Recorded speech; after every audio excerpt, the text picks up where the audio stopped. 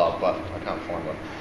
All right, so the recipe itself obviously doesn't say about sort of breaking one of these down, but like I said, what we want to do is, or what I want to do is give you that skill anyway. Quite simply, even if you've got a whole chicken or a roast chicken or something you get from somewhere, sometimes they break it down, sometimes they don't, okay? But for cooking purposes, obviously making sure that like a chicken is broken down correctly, that is a skill that's good to have. Okay, so I'm sure we all know the parts of a chicken. Obviously breast, right at the very front, legs, or the whole thing is a Maryland, then you've got the drumstick, the thigh, the wings, and that's really about it. So, best way to deal with it is when you first sort of start looking at them, I always start from the back, okay?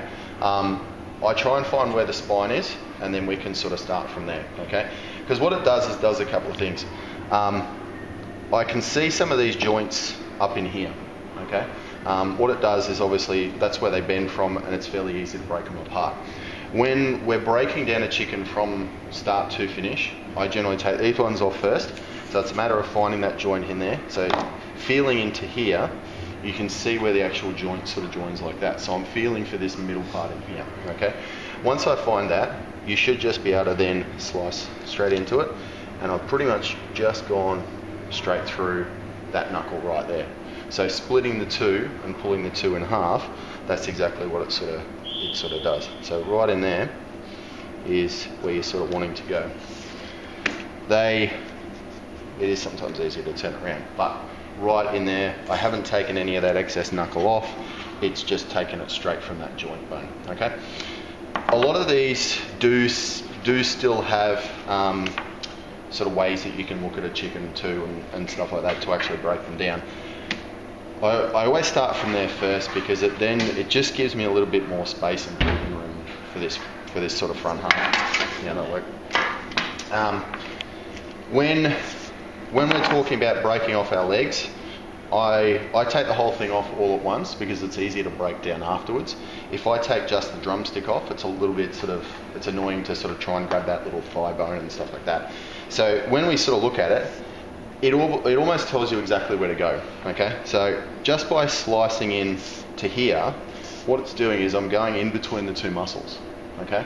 So understanding where the actual muscles and stuff are on a chicken or anything like that is always going to help. So all I'm doing is just going straight down, and what it does is it just comes to a natural point and that bone just snapped.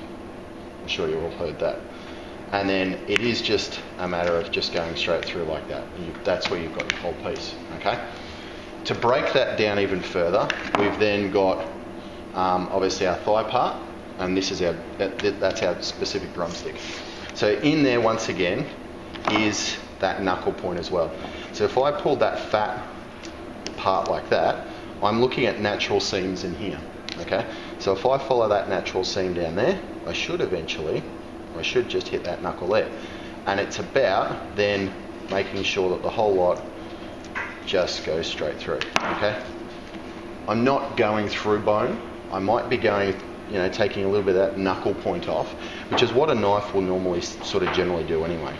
So a little knife will take those little nicks out. So occasionally when you've been eating chicken, you've gotten a little bit of something, that's probably what it is. When the guy hasn't gone through the actual joint properly and done it that way, okay? So that's that part. Once again, same on the other side. And you're then just following the seam. The leg is almost just falling off on its own. Okay, I'm not even really doing a whole lot to it, but just taking it through that joint. And as soon as you snap it out of there, you're free and clear. Okay. So once again, find that seam, go straight down. It'll open everything up.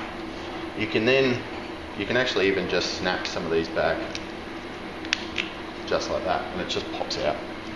It's just like any other animal will do exactly the same thing. And then it's just a matter of taking those parts apart. Breast-wise, obviously this is what we've got left, okay? Down here is just obviously your rib cage and your sternum, okay? So if you feel here, that's exactly what's there, okay? Thing with it is this sort of goes this sort of comes up in a point, but it sort of comes up in like a shark fin all the way across. So what happens is I find that center point, and you can almost see it there anyway, and just lightly score until you come down to where it is. Okay, so what will then happen is there's two sides that you're going to cut. So I've made those two incisions there. Okay, so that there is that fin that goes all the way through. Okay, so the breast then, it goes down and like this. That's where the bones go. So if you then just keep following that, try and keep your knife as close to this as you possibly can. And what happens is, obviously, it just starts to come apart. Now, here, once we get to this point here, okay, the rib cage then starts to go out like that.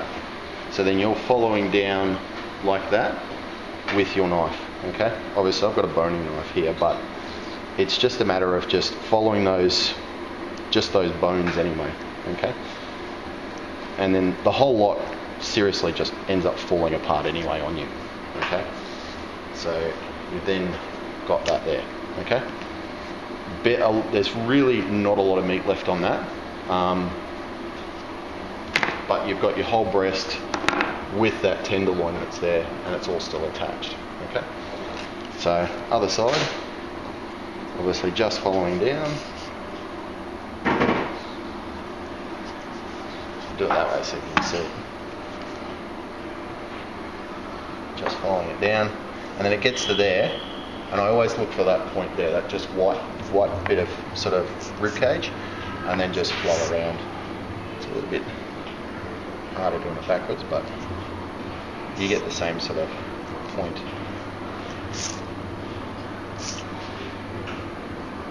I mean, this knife is doing most of the work, and what I might let you guys do is use it. But that's the whole chicken. Okay? So 1, 2, 3, 4, 5, 6, 7, 8 different parts. I saw a video the other day, and it was Gordon Ramsay doing it blindfolded. And he did it. Yeah. Didn't take very long to do it, but it's about feeling those very specific points, which is fairly easy to do. So it's just about following where the joints are, the natural seams of an animal. That's how we break down any animal. Okay, whether it be beef, chicken, lamb, pork, whatever. It's all the same. We actually just follow those seams. So, and that's about it. What will be happening is you'll each get